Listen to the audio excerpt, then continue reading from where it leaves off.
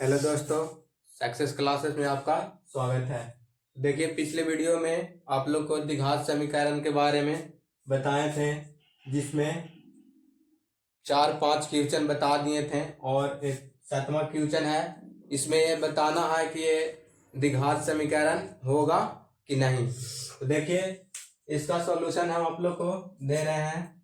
तो ये क्या है, x+2 के होल क्यूब, यानी किस पे टूटेगा, a प्लस बी के होल क्यूब पर। इसका फॉर्मूला क्या चाहिए होता है, a cube plus B cube plus 3a² plus 3ab²।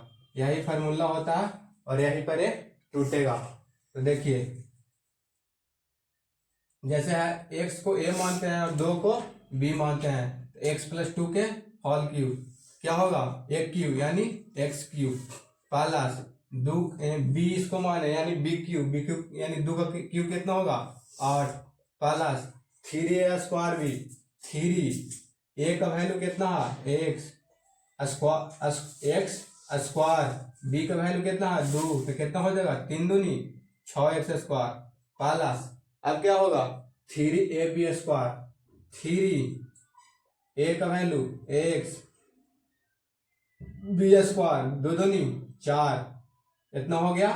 अब यहां देखिए, इसको मैं इससे गुना करेंगे कितना होगा 2x³ माइनस 2x। देखिए, x³ plus 8 plus 6x² plus कितना हो जाएगा 4×3 12x बराबर 12x³ माइनस 2x। देखिए कितना है x³, ये भी कितना है x³ में है सॉरी कितना है 2x³ है, ये 12 लिखा गया था।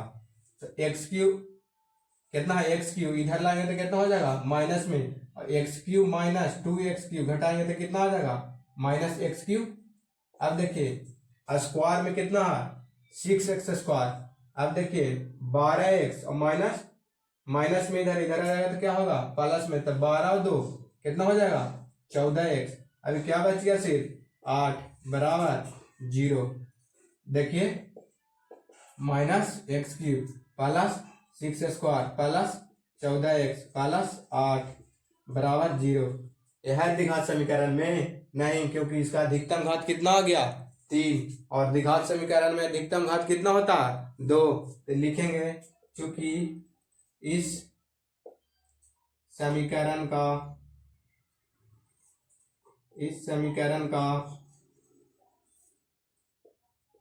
अधिकतम घात 3 है, इसीलिए यह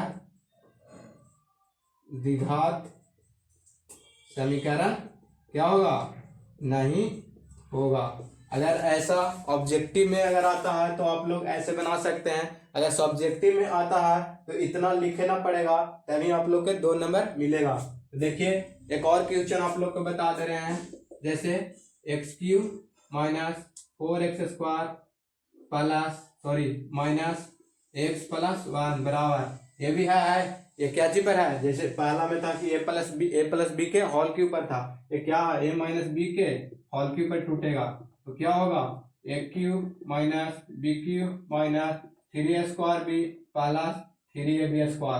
ये क्या होता है फार्मूला होता है a³ minus a minus b के whole cube, a³ minus b³ minus 3a² plus 3ab²। तो इसी पर क्या करेंगे तोड़ेंगे, एक a माइनस बी यानी a एक साइड तो क्या है a है, 2 है तो क्या है b है, a³ यानी कितना होगा x³ माइनस 2 का क्यूब कितना होगा 8 माइनस 3a² 3x² यानी 2 3 दूनी 6x²। अब क्या होगा प्लस 3ab², 3 पहले से है और b के स्क्वायर यानी 2 दूनी 4 12x, इतना आ जाएगा। अब देखिए यहां से सॉल्यूशन करते हैं, x³ ये दोनों क्या होगा काट जाएगा, 4x² और -6² माइनस कितना हो जाएगा -4x² माइनस में इधर आएगा क्या होगा, प्लस में कितना 6x², क्या है -ax, इधर कितना है प्लस में इधर कितना आएगा -12x, प्लस 1 इधर कितना है माइनस, इधर कितना आएगा +8 बराबर 0। अब देखिए -4x², सॉरी इस माइनस में प्लस में इसको घटाएंगे तो कितना आ जाएगा 2x² आ जाएगा। अब इसकी कितना होगा -13x होगा, कितना होगा +9 होगा बराबर 0। इसका अधिकतम घात कितना आया, इसका अधिकतम घात 2 आया। इसीलिए क्या होगा, यह द्विघात समीकरण होगा कि नहीं होगा, होगा, क्योंकि इस समीकरण का अधिकतम घात 2 है। इसीलिए यह क्या होगा, द्विघात समीकरण होगा कि नहीं, द्विघात समीकरण हाँ होगा। तो देखिए एक क्वेश्चन आप लोग को पिछले वीडियो में जो बताए थे तो छूट गया था, तो ये आप लोग को बता दिए हैं। और आगे अब पहला क्वेश्चन खत्म हो गया है, अब दूसरा क्वेश्चन की ओर ले चलते हैं। और इसके बाद उसमें क्या क्या क्वेश्चन है उसको हम बताते हैं।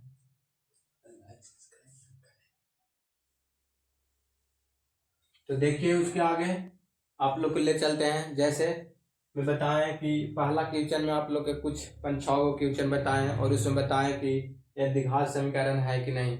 और यहाँ से आप लोग को ये बताना है कि इसे द्विघात समीकरण के रूप में निरूपित करें, यानी कौन रूप में निरूपित करना है, द्विघात समीकरण के रूप कैसे बताए थे, ax² bx + c बराबर 0।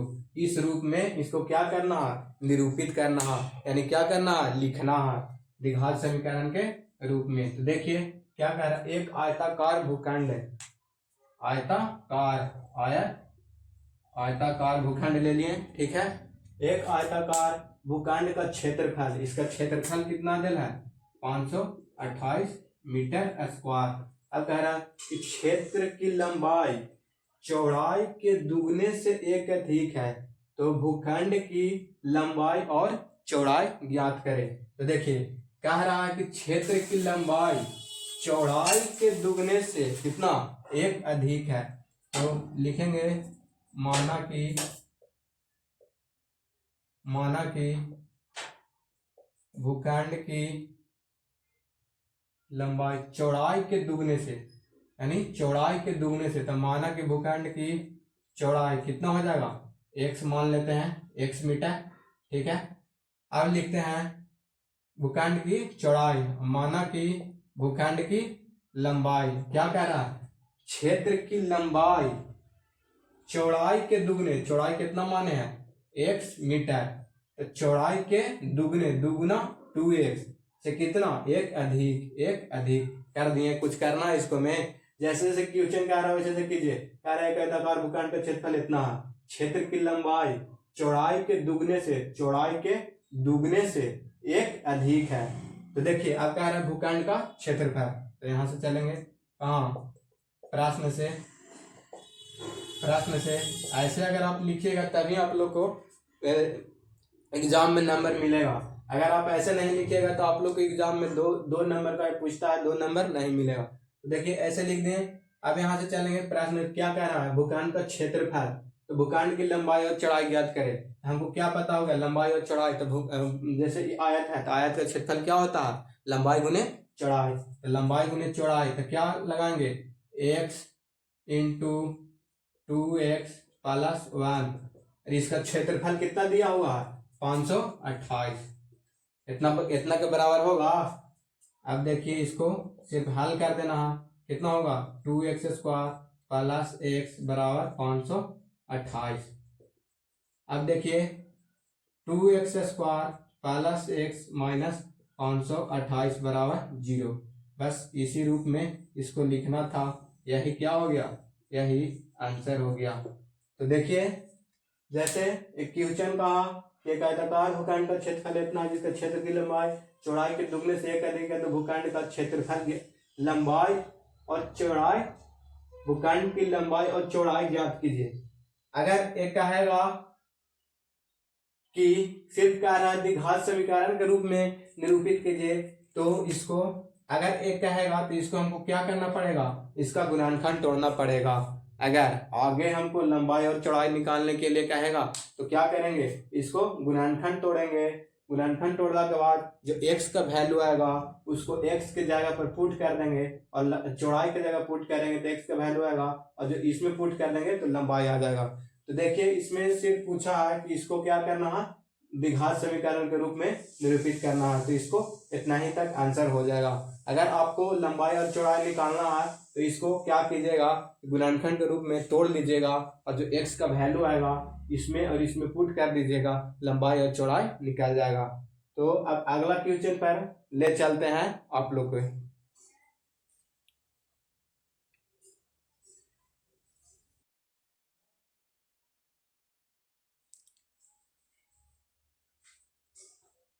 तो देखिए आप लोग तीसरा क्वेश्चन कैसे बनेगा। तो कह रहा है रोहन की माँ उससे 26 वर्ष बड़ी है। कितना वर्ष बड़ा, 26 वर्ष। यानी चूंकि माना कि रोहन का वर्तमान उम्र कितना है, वर्तमान उम्र x वर्ष मान लेते हैं, ठीक है। अब क्या कर रहा है, रोहन की माँ उससे 26 वर्ष बड़ा है, तो ये x है तो उसका माँ कितना हो जाएगा, x प्लस 26। तो माँ का वर्तमान उम्र कितना हो जाएगा, x प्लस 26। कितना होगा, x प्लस 26। अब क्या कर रहा है, उनकी आयु का अब से 3 वर्ष बाद, कितना वर्ष बाद, 3 वर्ष बाद पुनः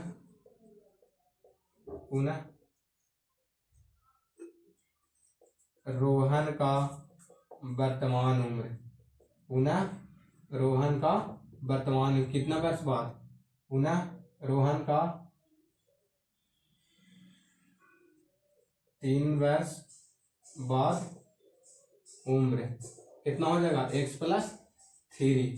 पुनः रोहन का 3 वर्ष बाद उम्र कितना हो जाएगा, x प्लस 3। अब क्या कर रहा है, अब से 3 वर्ष पश्चात यानी बाद में उनकी आयु का अब से 3 वर्ष बाद, यानी रोहन की वर्तमान उम्र, तो उसी तरह क्या लिखेंगे, माँ का 3 वर्ष बाद उम्र कितना हो जाएगा, x प्लस 26। x प्लस 26 पहले से था, अब 3 वर्ष बाद कितना हो जाएगा, x प्लस 29। x plus 29। अब क्या कह रहा, 3 वर्ष 50 तो 306 है, तो उसे हमें वर्तमान की आयु ज्ञात करना है। तो हम क्या करेंगे, इन दोनों को गुना करेंगे प्रश्न से। x plus 3 into x plus 29 बराबर कितना, 306 है। कह रहा रोहन की माँ उससे 26 वर्ष बड़ी है, उनकी आयु का अब से 3 वर्ष बाद 306 हो जाएगी, तो रोहन की वर्तमान आयु, तो माना कि रोहन का वर्तमान x वर्ष है, उसकी माता की उम्र x प्लस 26 हो जाएगा। उसी प्रकार 3 वर्ष बाद रोहन का उम्र x प्लस 3 हो जाएगा, तो उसी प्रकार उसकी माँ का उम्र x प्लस 29 हो जाएगा। अब प्रश्न से क्या कह रहा है, तो देखिए इसका सॉल्यूशन ऐसे होगा। ऐसा क्वेश्चन आप लोग को बताए थे पिछले वीडियो में कि यदि ऐसा क्वेश्चन रहेगा तो आप लोग को गुना करना है, ये जेम के तो लिख देंगे x प्लस 29, फिर एक बार इसको जेम के तो लिख देंगे, फिर x प्लस 29 बराबर 306। अब इसको क्या करेंगे, सॉल्यूशन करेंगे, कितना होगा, x स्क्वायर प्लस 29x, फिर प्लस 3 में x से करेंगे 3x प्लस 29 में 3 से 3 6 2 8 87 बराबर 306। अब देखिए यहाँ पे लिख देते हैं, कितना आ गया, x स्क्वायर प्लस 29 और 3 कितना हो गया, 32x प्लस 87 और माइनस में इधर आएगा, कितना होगा 306 बराबर 0। अब क्या करेंगे, एक्स स्क्वायर प्लस 32x, इसमें से इसमें घटाएंगे तो माइनस 6 में से 7, 16 में से 7 गया 9, 10 9 में से 8 गया 1 2 219, कितना बच जाएगा, इतना घटा के देखिए इतना आएगा। अगर इतना जोड़ेंगे तो इतना आ जाएगा, 9 से 16 8 1 9 1 10 2 1 3, तो क्या हो गया, यही आंसर हो गया। क्या हमको कहा कि द्विघात समीकरण के रूप में निरूपित कीजिए। तो ये था तीसरा क्वेश्चन। और आप लोग के अब चौथा क्वेश्चन बताते हैं कि इसमें चौथा क्वेश्चन क्या कह रहा है।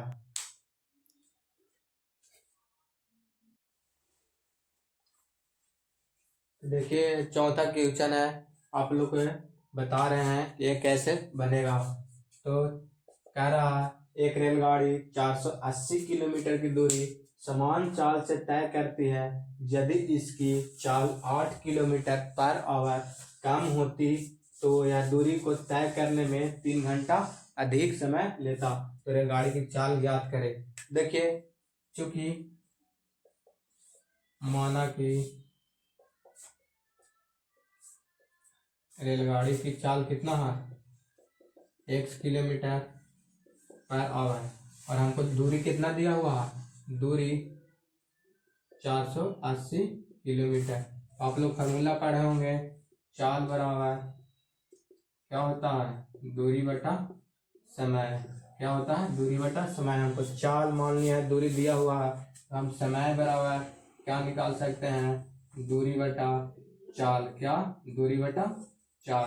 तो देखिए यहाँ पे समय बराबर क्या होगा, दूरी बटा चाल। दूरी कितना है, 480, चाल कितना है, x। 480 और चाल कितना है, x। तो कंडीशन फर्स्ट मान लेंगे, t1 बराबर 480 बटा x, समीकरण फर्स्ट। अब कंडीशन सेकंड में कहेंगे, क्या कह रहा है कि यदि इसकी चाल कितना किलोमीटर, 8 किलोमीटर कम कर दिया जाता है। तो कंडीशन सेकंड में t2 बराबर 480 बटा, यानी दूरी बटा चाल, दूरी बटा चाल। तो दूरी कितना है, 480, और कितना किलोमीटर कम कर दिया, x माइनस 8। इक्वेशन सेकेंड हो गया। अब लिखेंगे प्रश्न से समीकरण फर्स्ट और समीकरण सेकेंड से, समीकरण फर्स्ट और समीकरण सेकेंड से लिखेंगे 480 बटा x माइनस 8 माइनस 480 बटा x बराबर 3। अब इसको क्या करना है, सॉल्यूशन करना है। तो देखिए क्या कह रहा है, 480 बटा 480 हम कॉमन यहाँ पे दे सकते हैं। अगर 480 कॉमन ले लिए, कितना बच गया, 1 बटा x माइनस 8 माइनस 1 बटा कितना बच गया, x बराबर 3। अगर चाहेंगे तो इसको हम 3 से काट सकते हैं, कितना बार में, 16 3 48, 160 बार में। अब क्या बच गया, 1 बटा x माइनस 8 माइनस 1 बटा x बराबर 1 बटा 160 भागा में अगर इंटू में है तो इधर नीचे आ जाएगा, तो भागा में। अब इसको क्या करेंगे, एलसीएम ले लेंगे, x इंटू एक्स माइनस 8 बराबर 1 बटा 160। x माइनस 8 खत्म, x बच गया माइनस x खत्म, x माइनस 8। अब बताइए x minus minus minus x minus minus plus 8 बट्टा x से गुना करेंगे, x स्क्वायर माइनस 8x बराबर 1 बटा 160। ये प्लस में है, माइनस में है, क्या करे होगा, ये काट जाएगा। 8 बटा, सॉरी इसको डायरेक्ट कर दे रहे हैं, देखिए एक्स स्क्वायर माइनस 8x, इसको गुना करेंगे कितना होगा, 16 8 28 से 1280, कितना हो जाएगा, x square minus 8x minus 1280 बराबर 0। यही क्या हो गया, हमारा आंसर हो गया। अगर आप चाहिएगा कि हम इसका चाल ज्ञात करें तो इसको गुणनखंड तोड़ना होगा, और जो पॉजिटिव में आएगा, चाल कभी नेगेटिव में नहीं होता है, क्योंकि जो पॉजिटिव में आएगा वही इसका चाल होगा। जैसे कह रहा था कि एक रेलगाड़ी इतना किलोमीटर की दूरी समान चाल से तय करती है, यदि इसकी चाल, मान लिया जाए कोई रेलगाड़ी है, उसको मान लिया इतना किलोमीटर मतलब 480 किलोमीटर कुछ दूरी मतलब तय करना है। यदि उसको चाल को हम यदि कम करेंगे तो उसका समय अधिक जरूर लेगा। काहे कि यदि हम कोई चाल 20 किलोमीटर से जा रहा है और 5 घंटा में पहुंचता है, अगर हम उसका चाल 15 किलोमीटर कर देते हैं तो उसका चाल क्या होगा, जरूर उसका चाल ज़्यादा हो जाएगा, क्योंकि उसका स्पीड को क्या किए हैं, हम कम किए हैं। तो यही था इस क्वेश्चन में, इसी के बारे में बताया था और इसका सॉल्यूशन है। तो ये वीडियो था और मिलते हैं अगले वीडियो में, क्योंकि अगला वीडियो में इसके और आगे क्वेश्चन क्या है जो हम आप लोग को बताएंगे। ये था दूसरा वीडियो। और अगर आप इस चैनल पर नए हैं तो इस चैनल को सब्सक्राइब कर लीजिएगा, लाइक कर दीजिएगा और अपने दोस्तों के पास भेजिएगा। अगर ये वीडियो आप लोग को अच्छा लगा तो आप कमेंट के माध्यम से बताइएगा कि हाँ ये वीडियो कैसा लगा। और अगर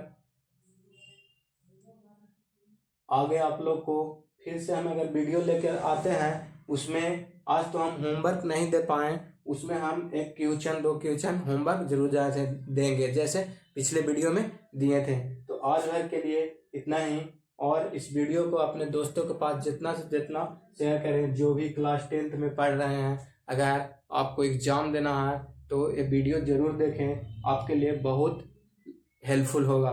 तो मिलते हैं अगले वीडियो में। आज भर के लिए इतना ही। जय हिंद, धन्यवाद। जय हिंद, जय भारत।